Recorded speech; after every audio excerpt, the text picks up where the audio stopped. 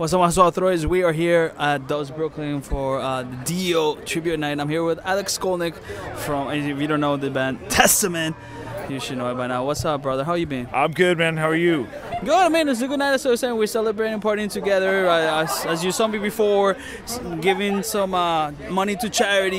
Yeah, because it was a good night. It was a good night. Yeah, and it's something that's very close to you guys, because I know Chuck went through like something similar, and thank God he made it. He came out stronger and kind of like revolutionized what you guys were doing. Yeah, you know, it's something. What happened to Ronnie is something. It could happen to anybody. And there's guys like Chuck that are fortunate and able to beat it. But not everybody can beat it. But it's reality, and it's out there. And, yeah, it's just, you know, as tragic as it is, it definitely puts a positive face on metal. Because you see, like, yeah, metal fans don't run from this stuff. Everybody's, yeah, supporting the cause. Everybody's donating to the American Cancer Society. And paying tribute to Ronnie, like one of the coolest guys in heavy metal. So it's a really good night. And Alex, as far as your music, I mean, you're doing your solo projects recently with Rodrigo and Gabriela, which is very, you know, something very different outside of the metal. And obviously, you've been with Testament for a long, long time. And it's, I mean, one of the cool things about our family in heavy metal and heavy music is that we just are very diverse, and we just do it for the passion that we all share. Right. Well, you know, it's all, the way I see it, it's all connected. Whatever music I do, you know, I come from heavy metal. Metal's a part of it.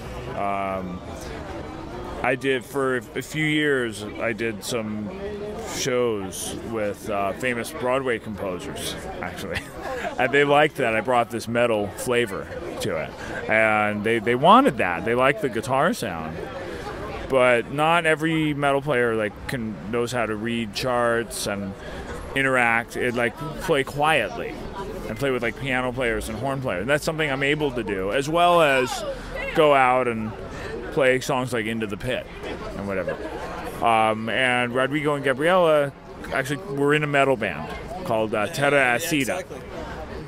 So even when I play with my trio, the guys in my band, they're longtime jazz players. They're professionals. They could, I think, you know, they could back up John Scofield. They're on that level, but they also appreciate metal. So we bring a different thing to it. So no matter what I'm doing, you know, metal is a part of it. That's where your roots are at. And as far as, I mean, obviously, you're a very well-grounded guitarist. We're saying, you know, I mean, I've always said if you can play rock guitar, you can probably, I mean, if you're a real good guitar player for a while, like our brothers like Dimebag, Kerry King, you know, Zach Wilde, Randy Rhoads. I mean, the list, I mean, as you know, these are the guys that you started listening to and you got into more and more and more, because everybody helps each other out as far as all the licks. But when you started playing, I mean, what were your first influences? When I started out, I started playing guitar because of Kiss. Kiss was my favorite band. Originally I was mostly playing rhythm guitar and singing. Yeah, this is when I was 10 years old. I started getting into lead guitar when I was about 13, and Eddie Van Halen just made me want to be a lead guitar player. Then Randy Rhoads. And then I listened to the classic guys. I listened to Eric Clapton, Leslie West, Jeff Beck, Jimi Hendrix. And then I checked out their influences, you know, the blues players, B.B. King, Freddie King, Albert King, Albert Collins, Johnny Winter.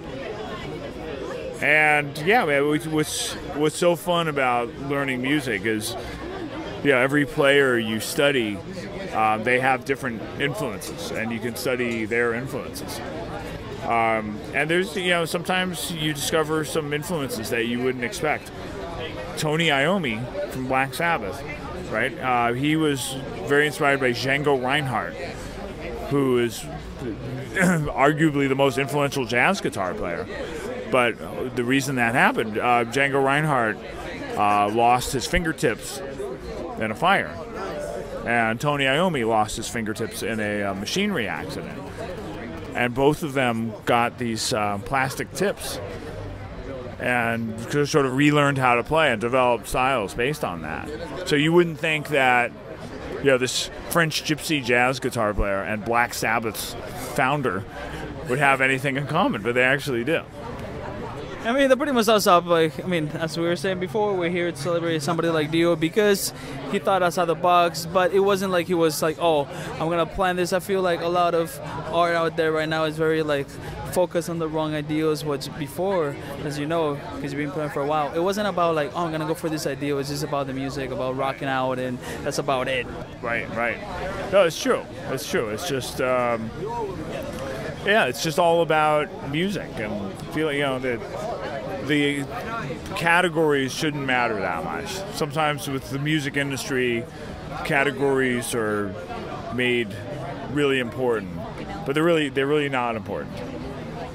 Thank you, Alex. I mean, thank you for coming to those. I know you often come here because, as we were saying, we're all family. Oh, yeah. But good seeing you. And as far as, your solo project, Testament, you're going to be around for a while. I'll be around doing whatever. Yeah. And what it's all about is hopefully like some kids see that and be like, oh, you know what? I'm going to go pick up a guitar and try this out. I mean, as we all start with like our own passion for music is all about like, oh, we see some idol we like. And I know, as far as Testament is concerned, I've been listening to Testament for a long time.